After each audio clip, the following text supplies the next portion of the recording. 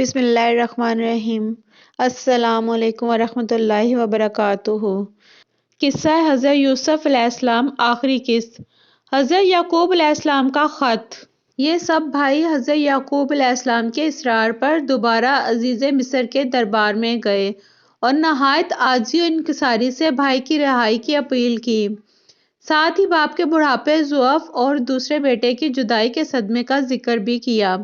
حضرت یوسف علیہ السلام کا دل بھر آیا، آنکھیں نمناک ہو گئی۔ روایت ہے کہ حضرت یعقوب علیہ السلام نے عزیز مصر کے نام ایک خط بھی لکھ کر دیا تھا۔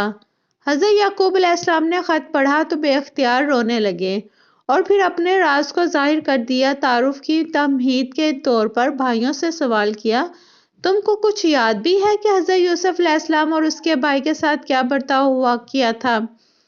بھائیوں نے جب عزیز مصر کی زبان سے اپنے بھائی یوسف علیہ السلام کا تذکرہ سنا تو حیران رہ گئے اور گھبرا کر بولے، کیا سچ مچ تم ہی یوسف علیہ السلام ہو؟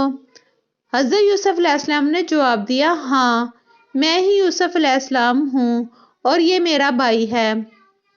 اللہ نے ہم پر فضل و کرم کیا۔ جو شخص اللہ سے ڈرتا اور صبر کرتا ہے تو اللہ نیکوکاروں کا اجر ضائع نہیں کرتا۔ سورہ یوسف، آیت نمبر 90۔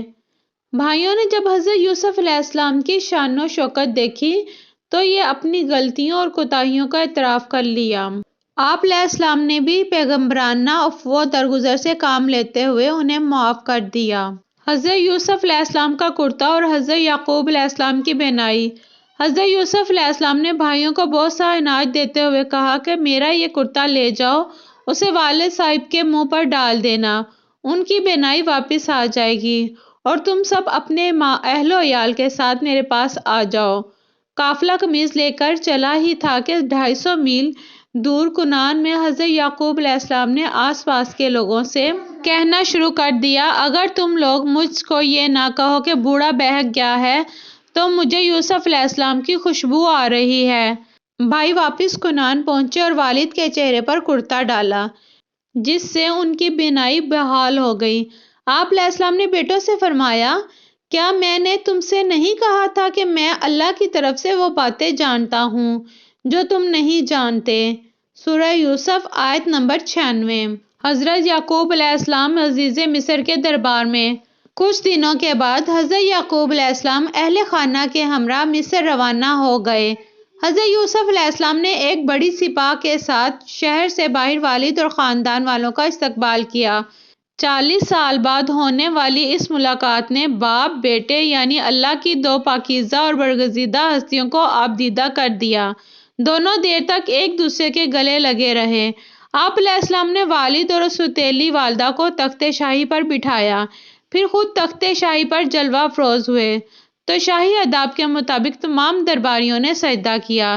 یہ صورتحال دیکھ کر خاندان یوسف نے بھی ایسا ہی کیا۔ مولانا اشرف علی تھانوی رحمۃ اللہ تفسیر یوسف سورہ یوسف میں فرماتے ہیں کہ یہ سجدہ تحیت تھا جو سابقہ میں جائز تھا۔ حضرت یعقوب علیہ السلام اپنا بچپن کا خواب یاد آ گیا۔ انہوں نے کہا کہ اے ابا جان، یہ میرے اس خواب کی تعبیر ہے جو میں نے بچپن میں دیکھا تھا اور جس کو میرے رب نے سچا کر دکھایا۔ بادشاہ حضرت یوسف علیہ السلام پر ایمان لے آیا تھا اور اس نے امور سلطنت آپ علیہ السلام کے سپرد کر دیے تھے۔ حضرت یوسف علیہ السلام کے خاندان نے مصر ہی میں مستقل سکونت اختیار کر لی تھی اور اس طرح بنی اسرائیل سر زمین مصر میں آباد ہو گئے۔ حضرت یوسف علیہ السلام کا انتقال۔ حضرت یوسف علیہ السلام کا انتقال 120 سال کی عمر میں ہوا اور دریائے نیل کے کنارے دفن ہوئے۔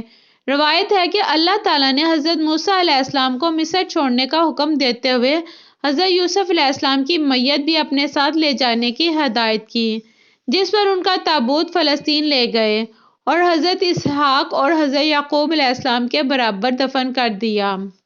جزاک اللہ خیرا۔ حضرت یوسف علیہ السلام کا قصہ مکمل ہوا۔ اگر ویڈیو اچھی لگی ہو تو ویڈیو کو لائک کریں، زیادہ سے زیادہ شیئر کریں اور چینل کو سبسکرائب کریں۔ ملتے ہیں نیکسٹ ویڈیو میں، تب تک کے لیے اللہ حافظ۔